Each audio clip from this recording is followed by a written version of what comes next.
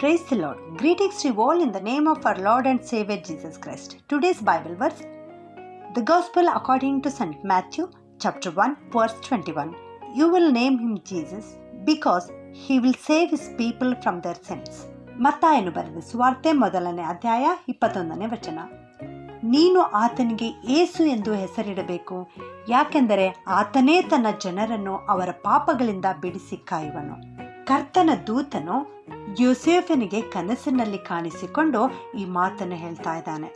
ಮರಿಯಳು ಒಂದು ಮಗುವನ್ನು ಹಡೆಯುವಳು, ಆ ಮಗುವಿಗೆ ನೀನು ಯೇಸು ಎಂದು ಹೆಸರಿಡಬೇಕು ಎಂಬುದಾಗಿ. ಯೇಸು ಈ ಹೆಸರಿನ ಅರ್ಥ ಆತನೇ ತನ್ನ ಜನರನ್ನು ಅವರ ಪಾಪಗಳಿಂದ ಬಿಡಿಸಿ ಕಾಯುವನು ಎಂಬುದಾಗಿ. ಹೌದು, ಯೇಸು ಕ್ರಿಸ್ತನು ರಕ್ಷಕನಾಗಿ ಈ ಲೋಕದಲ್ಲಿ ಜನಿಸಿ ಬಂದಿದ್ದಾನೆ. ನಿನ್ನ ಪಾಪಗಳನ್ನು ಅಳಿಸಿ ಹಾಕುವುದಕ್ಕಾಗಿ, ನಮ್ಮ ಪಾಪಗಳಿಗೆ ಕ್ಷಮಾಪಣೆಯನ್ನು ಅನುಗ್ರಹಿಸುವುದಕ್ಕಾಗಿ, ನಮ್ಮ ಪಾಪಗಳಿಗೆ ಪ್ರಾಯಶ್ಚಿತ್ತವಾಗಿ ಯಜ್ಞವನ್ನು ಅರ್ಪಿಸುವುದಕ್ಕಾಗಿ ಆತನು ಈ ಲೋಕದಲ್ಲಿ ಜನಿಸಿ ಬಂದಿದ್ದಾನೆ. ಪ್ರಿಯರೇ, ಮೊದಲೆಲ್ಲ ನಾವು ಕರ್ತನನ್ನು ಪರಲೋಕದಲ್ಲಿ ವಾಸ ಮಾಡುವ ಆತನು ಎಂಬುದಾಗಿ ಗ್ರಹಿಸಿಕೊಳ್ಳುತ್ತಿದ್ದೆವು. ಆತನು ಏದೇನ್ ತೋಟದಲ್ಲಿ ಆಗಾಗ ಬಂದು ಸಂಚರಿಸುತ್ತಿದ್ದನು. ಅಬ್ರಹಾಮನು ಯಜ್ಞವನ್ನು ಅರ್ಪಿಸಿದಾಗ ಆ ಯಜ್ಞವೇದಿಯ ಜ್ವಾಲೆಯಲ್ಲಿ ಆತನು ಇಳಿದು ಬಂದನು. ಮೋಶೆಯು ದೇವದರ್ಶನದ ಗುಡಾರವನ್ನು ನಿರ್ಮಿಸಿದಾಗ ಮಹಾಪರಿಶುದ್ಧವಾದ ಆ ಸ್ಥಳದಲ್ಲಿ ಕೃಪಾಸನದ ಪೆಟ್ಟಿಗೆಯ ಮೇಲೆ ನಿಂತು ದೇವರು ಮಾತನಾಡಿದನು. ಸೊಲೊಮೋನನು ದೇವಾಲಯವನ್ನು ಕಟ್ಟಿದಾಗ ತನ್ನ ಮಹಿಮೆಯಿಂದ ಆತನ ಪ್ರಸನ್ನತೆ ಅಲ್ಲಿ ಇಳಿಸಿದ್ದನು. ಆದರೆ ಈಗ ಹೊಸ ಒಡಂಬಡಿಕೆಗೆ ನಾವು ಬರುವಾಗ ಪರಾತ್ಪರನಾದ ದೇವರು ಯೇಸು ಮಗುವಾಗಿ ಈ ಲೋಕದಲ್ಲಿ ಜನಿಸಿ ಬಂದಿದ್ದಾನೆ. ನಮ್ಮ ಪಾಪಗಳಿಂದ ಬಿಡಿಸಿ ನಮ್ಮನ್ನು ಕಾಯುವುದಕ್ಕಾಗಿ, ನಮ್ಮ ರಕ್ಷಕನಾಗಿ ಆತನು ಈ ಲೋಕದಲ್ಲಿ ಇಳಿದು ಬಂದಿದ್ದಾನೆ. ಆತನು ನರಾವತಾರ ಎತ್ತಿ ನಮ್ಮ ಮಧ್ಯದಲ್ಲಿ ವಾಸ ಮಾಡ್ತಾ ಇದ್ದಾನೆ. ಆತನು ಇಮ್ಮಾನ್ಯುಯಲ್ ದೇವರಾಗಿ ಸದಾಕಾಲಕ್ಕೂ ನಮ್ಮ ಜೊತೆಗಿರುವ ಆತನಾಗಿದ್ದಾನೆ. ನಾನು ನಿನ್ನನ್ನು ಎಂದಿಗೂ ಕೈ ಬಿಡುವುದಿಲ್ಲ, ಎಂದಿಗೂ ತೊರೆಯುವುದಿಲ್ಲ ಎಂದು ಹೇಳಿದ ಯೇಸು ಸ್ವಾಮಿ ಈ ಲೋಕಕ್ಕೆ ಬಂದು ಯಾವಾಗಲೂ ನಮ್ಮ ಜೊತೆಗೆ ಇರುವ ಆತನಾಗಿದ್ದಾನೆ.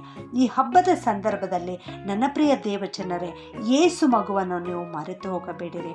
ಆತನು ಯಾವಾಗಲೂ ನಿಮ್ಮ ಜೊತೆ ಇರಲು ಬಯಸುತ್ತಾನೆ. ಆತನು ನಿಮ್ಮ ಬಳಿಗೆ ಬಂದಿದ್ದಾನೆ. ನೀವು ಆತನ ಬಳಿಗೆ ಎಂದು ಬರುತ್ತಾ ಇದ್ದೀರಾ? ನೀವು ಆತನನ್ನು ಪ್ರೀತಿಸ್ತಾ ಇದ್ದೀರಾ? ನಿಮ್ಮ ಹೃದಯದಲ್ಲಿ ಆತನಿಗೆ ಸ್ಥಳ ಕೊಡ್ತಾ ಇದ್ದೀರಾ? ಹಾಗೆ ನೀವು ಮಾಡುವುದಾದರೆ ಆತನು ಎಂದೆಂದಿಗೂ ನಿಮ್ಮ ಜೊತೆಗಾರನಾಗಿದ್ದುಕೊಂಡು ನಿಮ್ಮ ಪಾಪಗಳಿಂದ ಬಿಡಿಸಿ ನಿಮ್ಮನ್ನು ಕಾಯುವನು. ಈ ಹಬ್ಬದ ದಿನಗಳಲ್ಲಿ ನಿಮ್ಮ ಕುಟುಂಬದೊಂದಿಗೆ, ಮಕ್ಕಳೊಂದಿಗೆ ಯೇಸು ಕ್ರಿಸ್ತನ ಜನನವನ್ನು ನೀವು ಆಚರಿಸುತ್ತಿರುವಾಗ ಕರ್ತನ ಪ್ರಸನ್ನತೆ ನಿಮ್ಮ ಮನೆಯಲ್ಲಿ, ನಿಮ್ಮ ಕುಟುಂಬದಲ್ಲಿ ನೆಲೆಸಲಿ ಎಂಬುದಾಗಿ ಹಾರೈಸುತ್ತೇನೆ. ಪ್ರಾರ್ಥನೆ ಮಾಡಿಕೊಳ್ಳೋಣ. ಭೂಪರಲೋಕಗಳ ಒಡೆಯನಾಗಿರುವ ನಮ್ಮ ಪರಲೋಕದ ತಂದೆಯೇ, ಯೇಸು ಮಗುವಾಗಿ ಈ ಲೋಕದಲ್ಲಿ ಜನಿಸಿ ಬಂದು ನಮ್ಮನ್ನು ನಮ್ಮ ಪಾಪಗಳಿಂದ ಬಿಡಿಸಿದ್ದೇವಾ, ನನಗೆ ಸ್ತೋತ್ರ. ನಮ್ಮ ರಕ್ಷಕನಾಗಿ ಯಾವಾಗಲೂ ನಮ್ಮ ಜೊತೆಗಿದ್ದು ನಮ್ಮನ್ನು ಕಾಯುತ್ತಾ ಇದ್ದಿದ್ದೇವರೇ, ನಿನಗೆ ಸ್ತೋತ್ರ ಉಂಟಾಗಲಿ ಸ್ವಾಮಿ.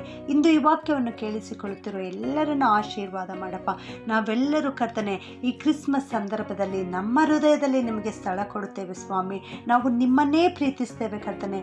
ನೀವು ನಮ್ಮ ಜೊತೆಗೆ ಬಂದು ಯಾವಾಗಲೂ ನಮ್ಮ ಸಂಗಡಿಗನಾಗಿದ್ದುಕೊಂಡು ನಮ್ಮನ್ನು ನಡೆಸಬೇಕಾಗಿ ಈ ಪ್ರಾರ್ಥನೆಯನ್ನು ಯೇಸುವಿನ ಒಂದೇ ನಾಮದಲ್ಲಿ ಬೇಡುತ್ತೇನೆ ತಂದೆಯೇ, ಆಮೆನ್.